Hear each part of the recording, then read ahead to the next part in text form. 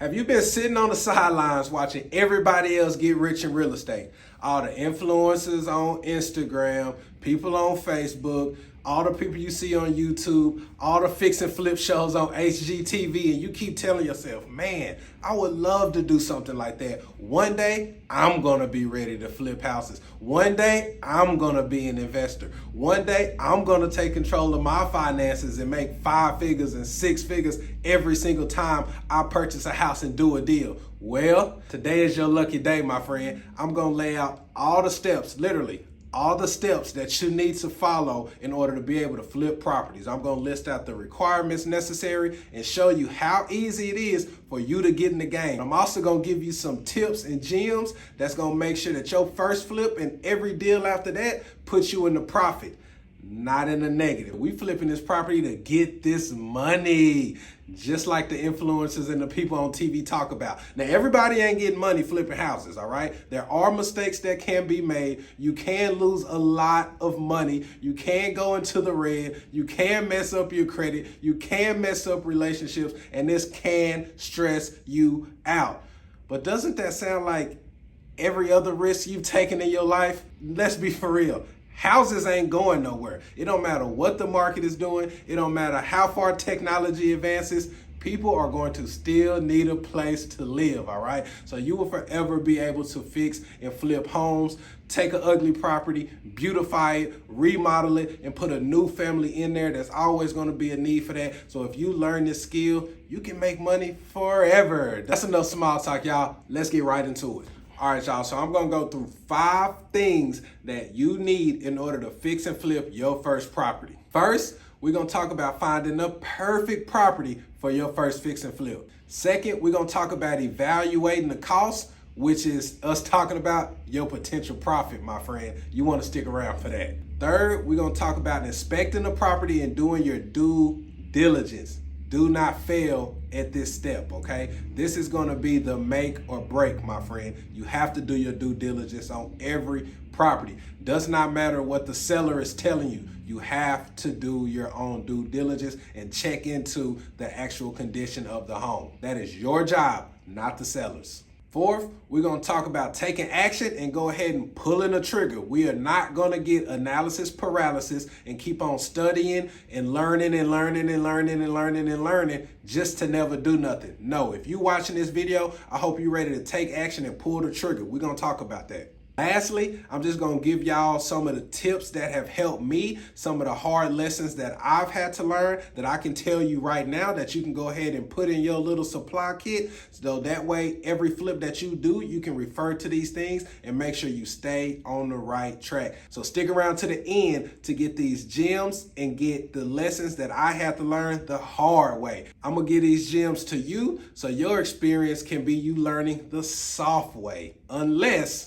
you don't pay attention or you skip some steps or you think, I can do without that. Then you can just bump your head and learn the hard way like I did. And we'll be twinsies. So first we're gonna talk about how you can find the perfect property for your first fix and flip. Now I actually have a video that I made previously called How to Find Your First Fix and Flip Property, and you can refer back to that video for more details, but I'll still go through it just for the concept of this video. So there's a couple ways that you can find a potential fix and flip property. One way, and the most typical way, is for you to find a realtor that you trust, let them know exactly what your plans are and what you would like to do. Let them know you're looking for a rental property, something that needs some love, a little fixer-up or something like that, and they can help you find those type of deals on the market because there are some homes listed on the MLS and you know they can be a potential good rental property if in a description they say things like fixer-upper, this home needs some love, seller is selling this property as is, investor special, potential fix and flip. I mean, there will be keywords in the description to let you know this could be a potential deal for you, okay? So you can look on MLS and find some of those deals yourself, but in a lot of cases, the realtors representing those sellers only want to talk to other realtors or brokers. So you might want to get somebody who can represent you on the buyer side. Another way you can find fix and flip properties is by joining Facebook investment groups in your city or in your area. Or if you want to invest out of state, you can join Facebook investing groups in those cities or states. You can also join for sale by owner groups or garage sale groups, estate sale groups, all of those type of things. There are typically people in there trying to sell properties themselves. So that way you can find a property the best way, which is direct to seller. If you can talk directly to a seller without them being represented by an agent, without you having to be represented by an agent, that is going to give you the lowest entry cost because there are no commissions and things like that that go along with the potential purchase. And you can deal with that person straight up and kind of work out and negotiate the deal to terms that are favorable for you. Sometimes you may be in a neighborhood and see a sign in somebody's yard that says FSBO, or for sale by owner, that lets you know they are trying to sell this property on their own without having to get a realtor and list it on the market. 9 times out of 10, if people are trying to sell a home themselves and not list it with a realtor, it's because they don't want to pay realtor fees, okay? They're trying to net as much money as possible, which leaves an opportunity there for you to give them an offer that they like and say, hey, this is with no realtor commissions. And you can even offer to pay the closing costs, which may also convince them to come down a little bit on their asking price. But again, that's going to be totally up to you to negotiate. This is not a video about negotiation. You can learn that somewhere else. I might even make a video about how to negotiate with the seller, but these are just ways that you can find your potential perfect fix and flip property. The last way that I would find my perfect fix and flip property if I were doing this for the first time all over again is I would probably look for a wholesaler, okay? Someone like myself, someone that you may know, someone that you've seen online, or again, you can get into those Facebook real estate investing groups because the wholesalers are all over the place, okay? And a wholesaler is just someone who markets directly to sellers, gets properties under contract just so they can resell them to investors or fix and flippers or people who buying whole properties to be landlords, okay? That is what wholesalers do. They provide deals for investors. That is my whole business model with the company that I run. We wholesale deals. I find properties at a low price and then I resell them to investors so I can make money and they can make money. You might even see bandit signs in the streets for people that say, we buy houses. Call those people and say, hey, I don't have a house to sell, but I would like to buy a house. If you could put me on your buyer's list whenever you come across a property, send me an email or give me a call, okay? So bottom line, you want to get on as many buyers lists as possible. And trust me, you might know none right now, but once you get into these Facebook groups and get into this whole realm of real estate investing, the wholesalers will literally be everywhere, all right? And my company contracts about 10 properties a month, give or take, and some other wholesalers are doing a lot less. Some other wholesalers are doing a lot more. So there is no shortage. There is no lack of properties. You just have to get in the right places and meet the right people, and those opportunities will present themselves, okay? Look for the wholesalers, my friends. And if you're in DFW and you're looking to fix and flip your first property, send me a DM or connect with me. All of my social media info is below because I can put you on my buyer's list and I can present you with a great property that could maybe be your first fix and flip, and it'll be perfect for you.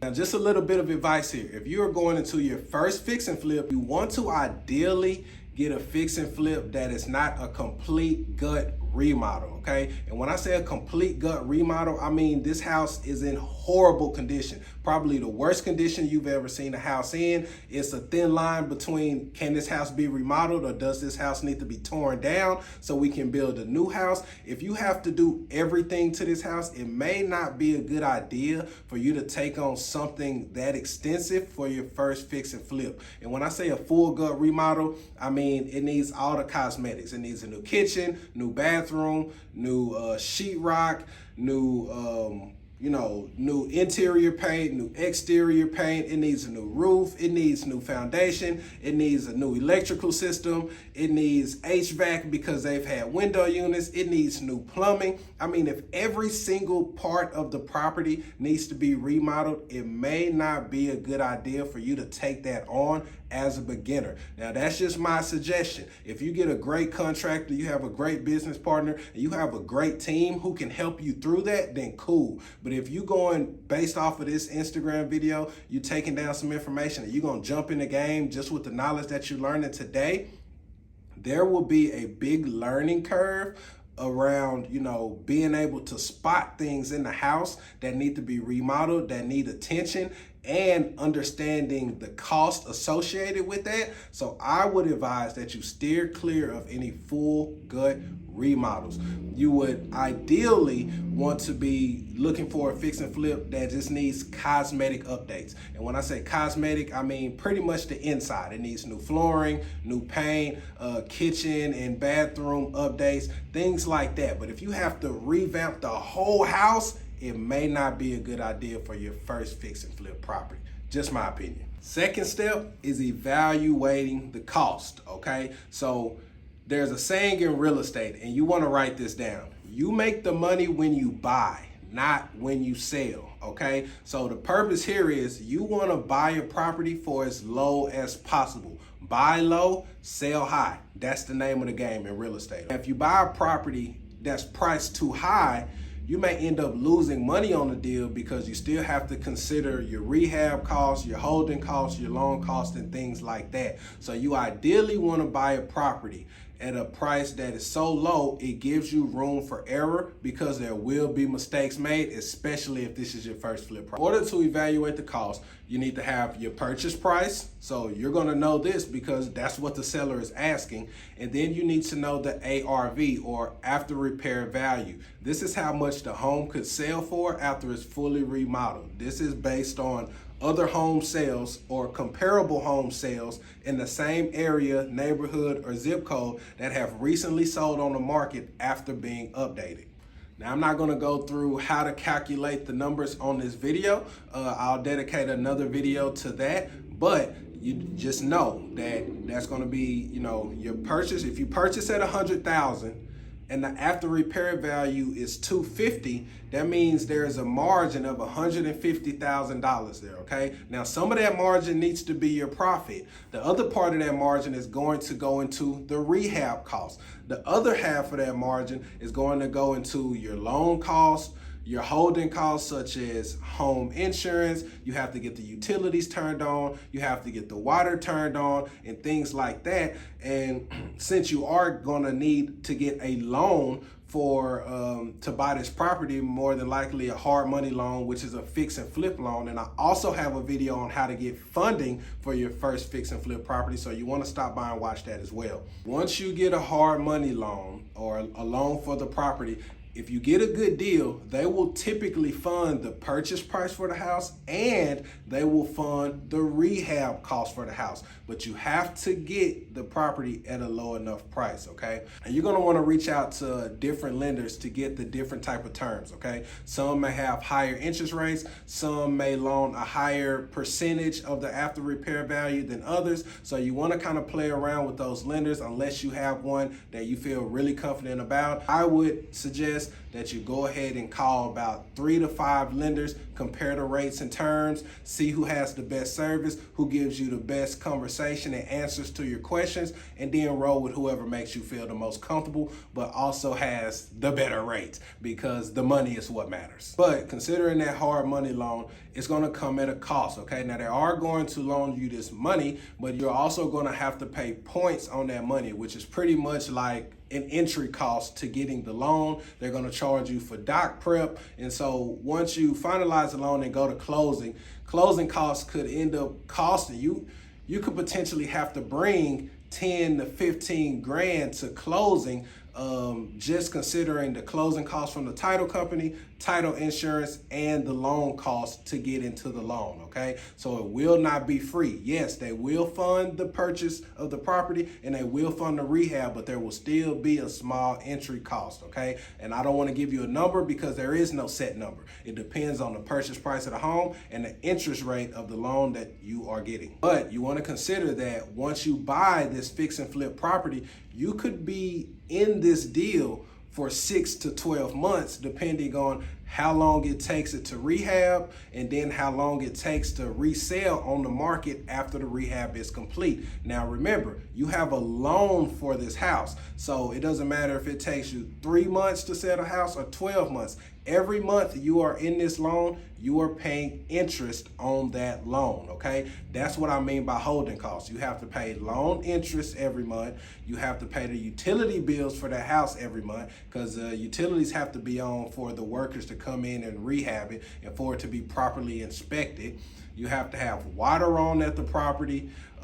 You might want to have Wi-Fi if you have security cameras around the property. It's all up to you, and I do suggest you getting security cameras, especially if you are in a neighborhood that is known for high crime. People will break into your fix and flip properties. Somebody broke into one of my fix and flip properties recently. They stole my dishwasher and they stole my brand new oven. So you want to make sure you have security at your fix and flip properties to prevent things like that from happening. You also have to consider that you will have to get home insurance for the property. There's no way around it. A lender will not lend to you if you do not have insurance. Now, even though you're in a short-term loan because you're just fixing and flipping a property, which could take, again, like I said, anywhere from 3, 6 to 12 months, you still have to pay the insurance up for a full year because they don't know how long you're going to take to get in and out of the property, but you have to pay that insurance for a full year, which could mean another couple $1,000s at closing.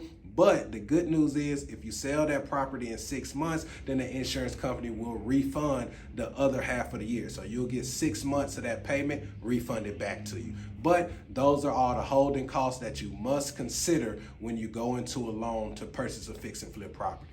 That is why you want to sell your fix and flip properties as quickly as possible. And that is another reason why you don't want to have to deal with a full gut remodel, because that could take you 3 to 4 months to get done, whereas a cosmetic flip update could take you from 4 to 6 weeks on completion. So you want to ideally start with a small project to keep that time frame low, and that way you can get the experience without it coming with a hefty tax. Ideally, in a perfect world, you want to be able to buy a property for at least 70% of what the ARV is, okay? So if the ARV, or after repair value, or what the home can be worth after it is fully remodeled, is $200,000, you want to be buying that house at $140,000. But that's not it, okay? You want to buy it at 70% of the ARV minus the rehab, okay? So we already at 70% of 200,000 is 140.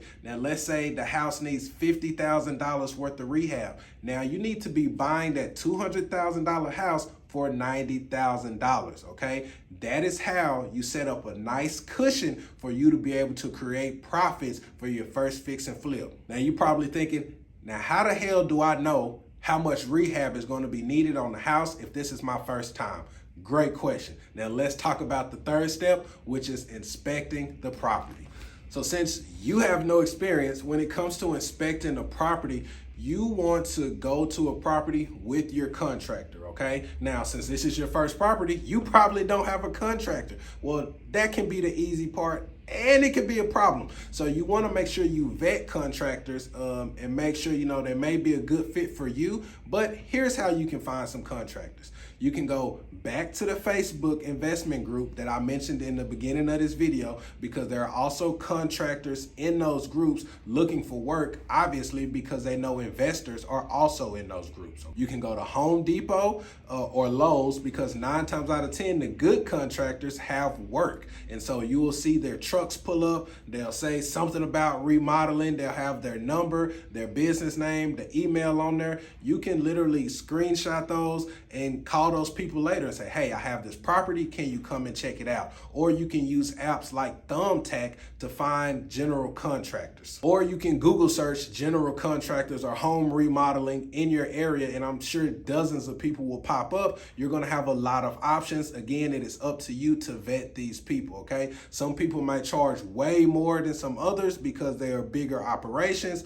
Some people may not respond professionally. Some people might show up late. Some people might try to run off with your money. So you have to vet these people, and there's no real way to know whether or not this could be a good contractor unless their business is online and they have a lot of bad reviews. You want to ideally roll with a contractor who has an actual business established, one that you can refer to. Maybe they have a Google page that actually has reviews, so they don't want to mess that up. Maybe they're rated with the BBB.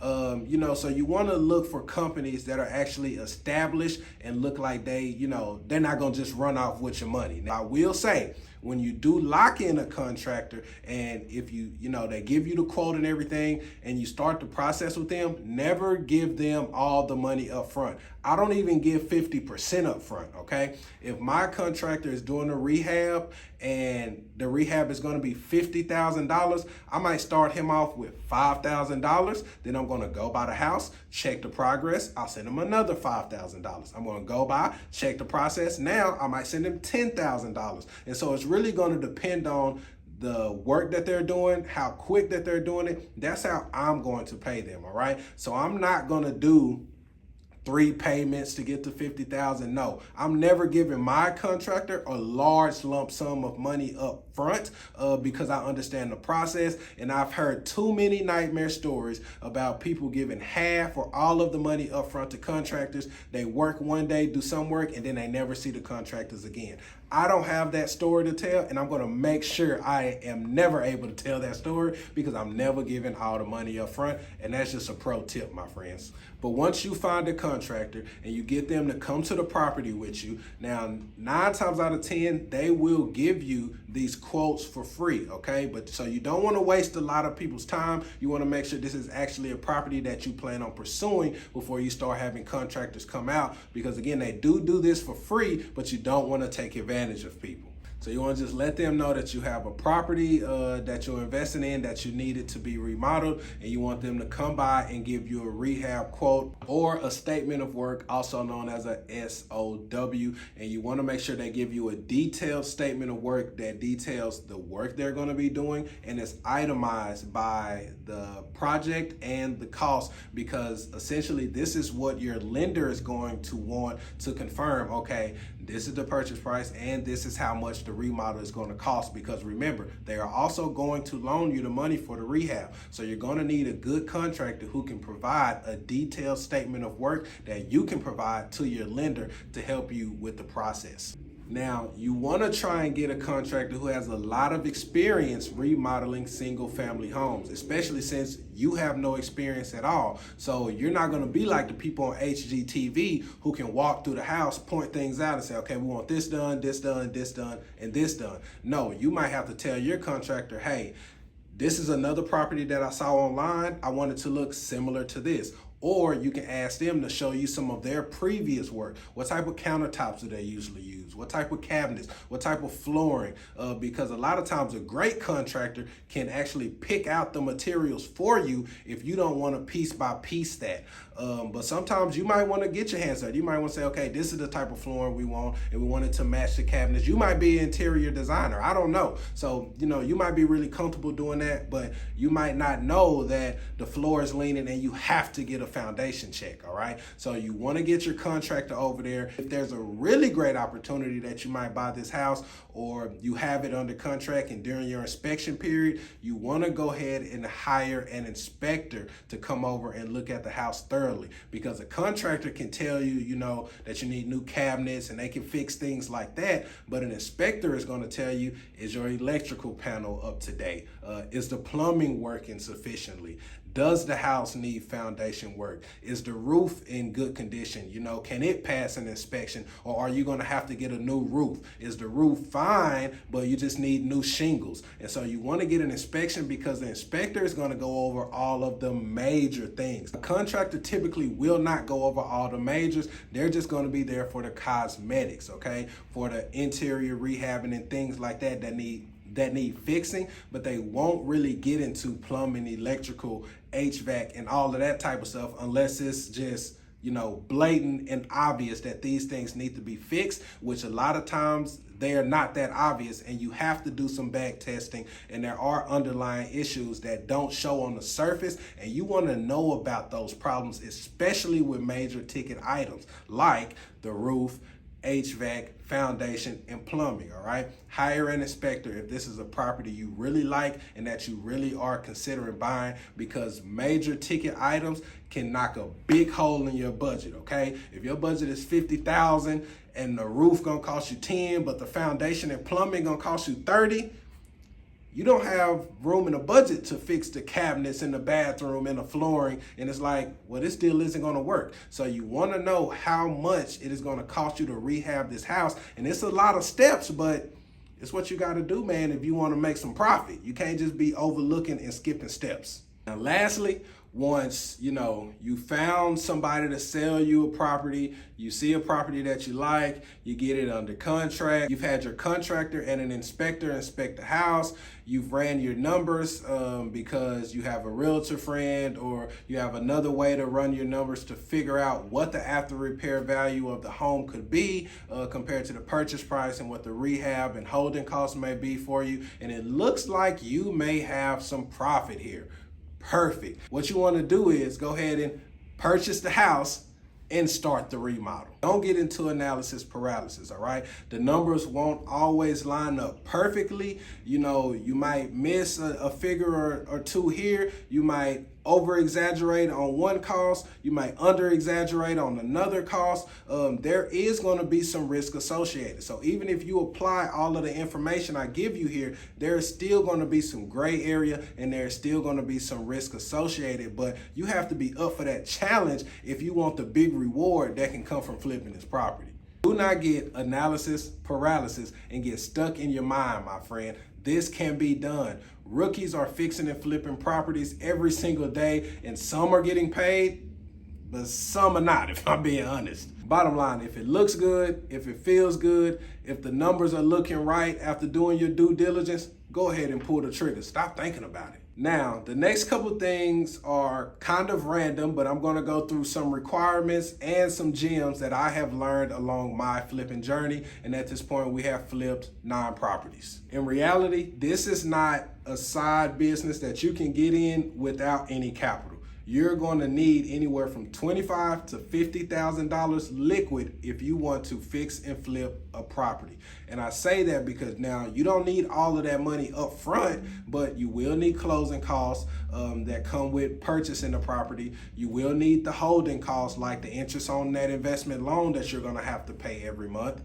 Some lenders make you do a draw. So that means if your rehab budget is $50,000, they only reimburse you after some work is done. So you may have to come out of pocket for that first $5,000 or $10,000 to pay your contractor. And then once that work is done, you send those pictures to your lender and they will reimburse your money immediately, all right? So you're gonna have to come out of pocket at first until you can get that draw from the lender to get your money back. And of course, you wanna have money stashed away for any unexpected expenses. For instance, right now, I'm in a fix and flip property that I was expecting to only take 4 months. We are in month 6. We had a buyer lined up. The buyer lost his job a week before closing, so he could not buy the house. We had to put it back on the market, get a new buyer who had a new inspection, and then his new inspection revealed something that we did not even know with the heating and air conditioning unit, which we just had to pay for, that cost us $600. In addition to that, the new inspector also found an issue with our electrical panel, which we had to update, which cost me another $2,200. So that's $2,800 that I was not expecting to spend. I was actually expecting to have this house sold 2 months ago, but here I am 2 months later down the line, still paying interest on my loan and still having to come out of pocket $2,800 to fix things that I did not see in the beginning. It happens. I suggest what you do, if you're gonna start fixing and flipping properties, you go ahead and create a Google folder that you can store all your information in. Create a spreadsheet for every expense, okay?